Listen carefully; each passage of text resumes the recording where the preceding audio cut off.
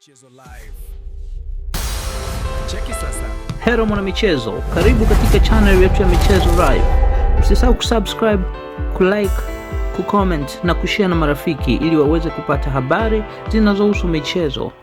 Nahodha wa Yanga SC Dickson Job amesema kuwa pointi moja walioipata dhidi ya Al Ahly inaweza kuwa muhimu katika mipango yao ya kufuzu hatua ya robo fainali, lakini hakuna anayepaswa kudhani mchezo umeisha. Yanga walilazimishwa sare ya bao moja nyumbani dhidi ya Al Ahly katika uwanja wa New Aman Complex Zanzibar, mchezo uliojaa ushindani mkubwa na shinikizo la kila upande.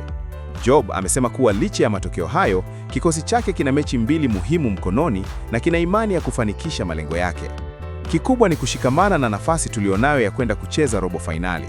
Tuna michezo miwili mbele, tuwe wamoja, tunaenda kupambana kupata pointi 6 hizo, amesema Job.